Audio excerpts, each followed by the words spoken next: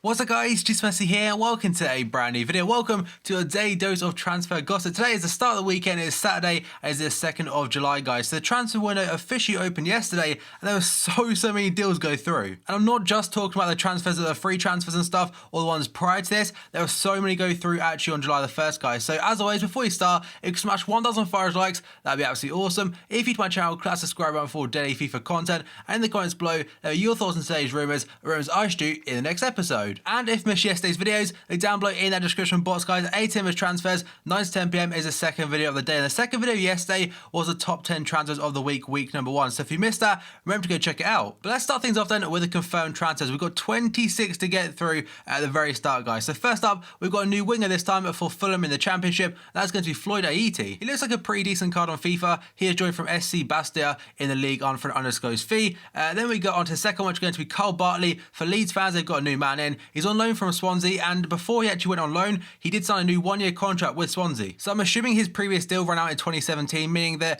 if he had a good spell out on loan at Leeds United, he could potentially join them on a free transfer. But now he's under contract at Swansea, meaning they could get some kind of fee out of him. And now we got to one of the clubs returning back to the Premier League, that's Hull City, and in particular, Tom Huddleston. He's got a new contract there until 2018. Then we got to Ryan Shotton joining Birmingham this time on a permanent basis from Derby. And that one is going to be an undisclosed fee for him. Then we got to Jake Bidwell this time, formerly of Brentford, going to Queen's Park Rangers, or again on undisclosed fee. But QPR must have bid well for him. I'll show myself out for that one. But now we go on to Osama Hassawi this time, going to Al Hilal in the Saudi Pro League from Al Ali on a free transfer. A very good TOTS card right there. Then we go on to Lindsay Rose this time, going to FC Lorient from Lyon for £1.13 million. The FIFA beast Victor Ababo has gone out on loan yet again, this time to Panathinaikos in Greece. It's from Cagliari. I mentioned the other day that I thought he was owned by Roma, but apparently not. He is still owned by Cagliari. It's a loan deal for this season, and this guy's had so many clubs over the last year and a half. So I'm pretty sure it's been like 4 clubs, but he's there on a loan deal for the whole season. And then we got into Gabriel Angela this time, going to Udinese from, I think it's Watford he's owned by, was on loan last season to QPR. It is an undisclosed fee, but remember, Watford and Udinese, I think they're owned by the same people. And then we got to Leon Goretzka. This is not a transfer, but apparently he's been made Schalke's captain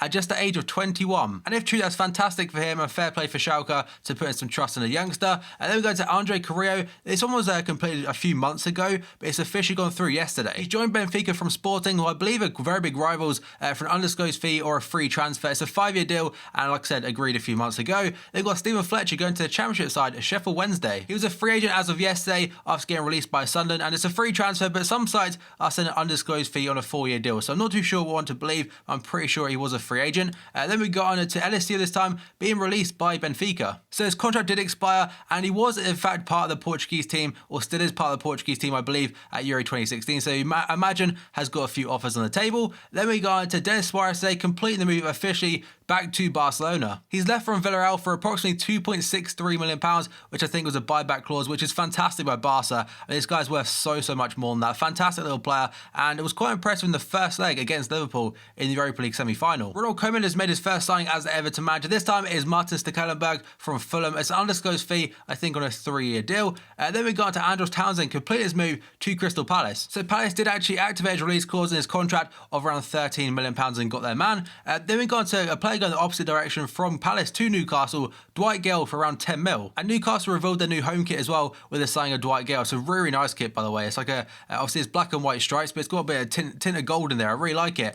Then we got to another one for Newcastle. They spent big yesterday, 10 mil for Gale and then 12 mil for Matt Ritchie. It's £10 million up front, which rises to £12 million. And again, they spent, I think it's 26 mil, 3 signings in the last 3 days. They're going in. But obviously they did spend around 80 million and they still got relegated. But I think these players, the type of players that will definitely get promoted. They're very good Premier League quality, I'd say. At least like mid-table Premier League or bottom half Premier League, whatever. They're better than the Championship in my opinion. And then we got on to Callum Wilson. A bit of good news for Bournemouth fans this time. He has signed a new deal. It is a 4-year deal until 2020 and hopefully he stays injury-free next season and absolutely kills it for them. And then we got on to Christian Kabasei. I'm really excited about this one. Look at that TOTS card. So sick. So good in game. He has joined Watford. And that is from KRC Genk in the Belgian Pro League for around £5.21 million. So a fantastic one for FIFA. On obviously, right now I think it's a non-rare card, but on FIFA 17, could be one hell of a cheap beast at the back, and I imagine will be a gold card. Then we got into Troy Deeney, another Watford actually done a lot of business today. In fact, he was rumored to be leaving to go to Leicester for 30 mil,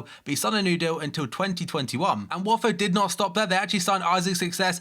He was in a video about 4 or 5 days ago, it's confirmed. Obviously, it only went through today, but it was confirmed about, like I said, 4 or 5 days ago. But it's a club record fee of £12.5 million from Granada. I think Watford's owner actually owned Granada for a little bit, and I think it ended about a month ago after he sold them. The final one on this page is going to be Steve Mandanda going to Crystal Palace. That is an absolutely huge one for them, and a great keeper. He's a massive name, France international. It's a free transfer on a 3-year deal. I imagine they chucked a lot of money at him, and fair play to Palace. They've been rejected by a fair amount of players as of late, and they've got their man. Now on to the next page then, we've got Nolito confirming his move to Manchester City from Celta Vigo for £13.5 million. I think it's 18 million euros as of right now. Fantastic sign for them, very good player. Played pretty well for Spain as well at Euro 2016. Obviously linked back up with Pep Guardiola. Another huge one is going to be BEN ARFA completing his move on a free transfer to Paris Saint-Germain, and this guy's had such a transformation, going missing I think at Hull City to PSG. He's joined from Nice on a 2-year deal, and I imagine that could get extended if he has a fantastic year. I mean, last season, fantastic player. He's just got to keep up and maintain his form for Paris Saint-Germain. The final one is going to be Neymar. He's officially signed a new contract until 2021. And that can finally crush the rumours that he's apparently going to be leaving to likes of Manchester United or Paris Saint-Germain, and he's definitely happy to say that. In his own words, he said, carry on living that dream. And now we've gone to potential deals, and first up we've got Luan linked to Leicester City. So according to ESPN Brazil, and Leicester City have open talks with Brazil striker Luan Vieira, and his agent has been in talks with them, and Gramero apparently setting at a fee of around £20 million as a price tag. I honestly have no idea what he's like in real life, but his FIFA card looks pretty damn tasty as a Brasilva, especially in the Barclays Premier League. Then we got into a guy called Golini today, linked to Aston Villa. So Aston Villa have tabled a £4.1 million bid for Hellas Verona goalkeeper Golini, according to Birmingham Mail. And of course, Aston Villa did get relegated, and I imagine this guy, I think Hellas Verona in fact got relegated as well from the Serie A. He is only born in 1995, so won't look too much at his 59 rated card. Then we got into Bruno Perez today, linked to Manchester City. Yesterday, he was linked to Watford. So according to Gazzetta dello Sport, they're saying that Man City have seen an opening bid of £12.4 million for Torino right-back Bruno Perez rejected, with Watford also expressing an interest in the player. So in terms of FIFA, it would be a very cool one. I think Zabaleta is on his way out to Roma, and apparently Pep sees Perez as a very good replacement for him. Then we got into Michael Keane today, being very much linked to Leicester City today, but apparently signing a new deal, or he's going to be offered one. So they're saying that Michael Keane is set to be offered a 4-year deal by Burnley in a bid to ward off interest from Premier League champions Leicester City, according to the Lancashire Telegraph. The 23-year-old is wanted by the Premier League champions, and Claudio Ranieri's side had a bid of £15 million rejected last week. Burnley are determined to keep their man, who has 2 years left in his contract. And now we go on to Dutchman Leroy Fer. Apparently QPR have agreed a deal to sell Leroy Fer to Swansea City on a permanent basis after he was on loan there last season, according to West London Sport. Swansea apparently willing to pay up to £4.75 million for the midfielder after a very successful loan spell last season. So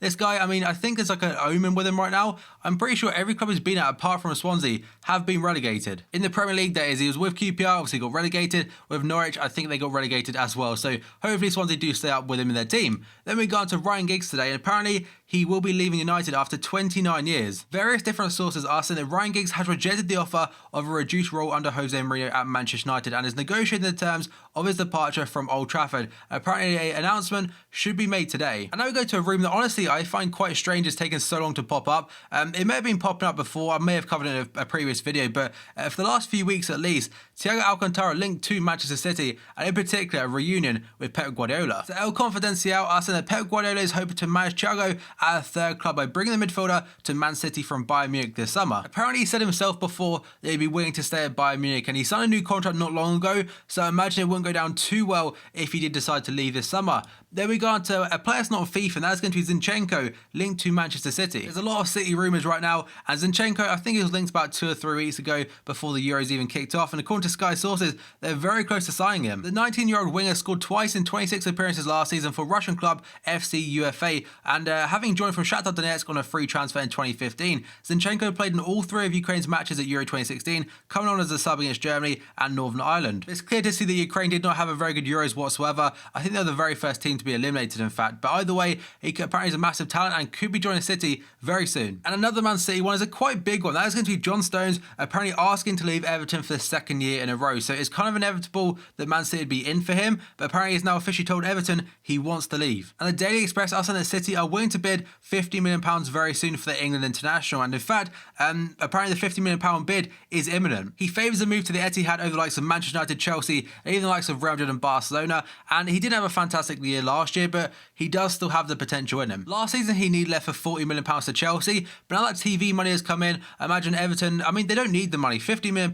in this day and age in the Premier League, it's a lot of money, but now every single club has money about them. They may not have to take it. I imagine he really will want to work under Pep Guardiola because obviously everyone knows how good Pep can make a player, and he could bring the best out of John Stones potentially and make him fulfill that potential he does have. Then we got to Axel Witsel today, linked to Everton. He's been linked to the likes of Stoke City and also Juventus as of late, but apparently Everton have now agreed a deal of £13 million for the Belgian star, and that's according to Score News. They're okay reliability, I suppose, but they're not a newspaper, but I'll have to wait and see. And if this transfer is legit and it will go through, it'll probably go through the next couple of days now because Belgium have been eliminated from Euro 2016 by Wales. Then we got to Robbie Brady today, linked to Southampton. So according to Southampton are looking to add Republic of Ireland international Robbie Brady to their ranks, but face competition from other Premier League clubs such as Leicester City. I think Leicester's bid was around £10 to £12 million for the current Norwich City player. And then we go on to Mehdi Benatia today, linked to the Serie A champions Juventus. So according to Gazzetta dello Sport, Juve are closing in on the signing of Bayern Munich defender Mehdi Benatia, with the Serie A champions set to pay €16 million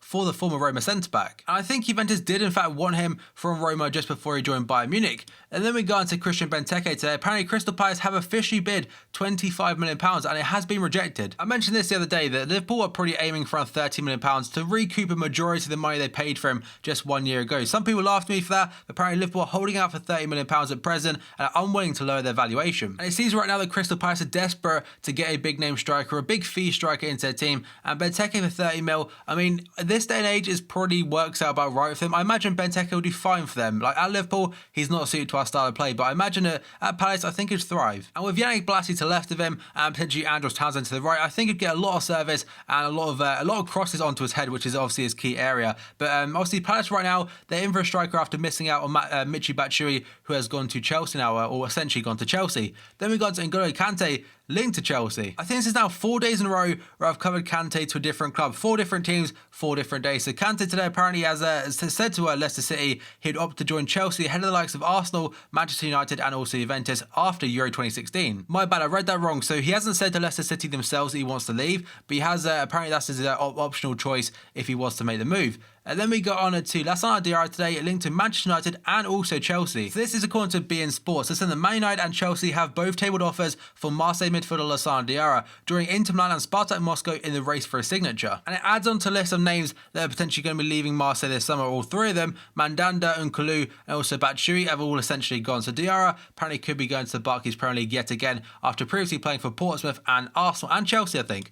Then we got to Laurent Koscielny today, linked to Bayern Munich yesterday. He was rumored to Real Madrid. So Arsenal could be forced to step out contract talks with Laurent Koscielny, according to London Evening Standard. This is after reports emerged that Bayern Munich are keen on signing the French defender. And another Arsenal player linked to a move away is going to be Alexis Sanchez. So apparently Juventus have seen an approach for Alexis Sanchez rejected by Arsenal, with Arsene Wenger desperate to keep the Chilean despite continued concerns of being unsettled at the Emirates Stadium. And this guy right now is injured because if you've seen the pictures of his ankle after that horrific tackle at the Copa America final, I'm not sure when he'll be playing again because the ankle looks absolutely horrible. It looks all like broken and stuff, but I'm not sure how long he's out for. And finally, we got on to Diego Costa today. Apparently, he's very likely to rejoin Atletico Madrid. Simeone has apparently made it known to the Atletico Madrid board that he wants to bring back Diego Costa to the club, and apparently they've opened talks with Chelsea over a move. Again, like I mentioned yesterday, the meter I look at of likiness, apparently it's 4.8 out of 5 for this to happen, which is crazy. And apparently, if Atletico Madrid cannot get Diego Costa, the alternatives for him are going to be Gonzalo Higuain of Napoli and Pierre-Emerick Aubameyang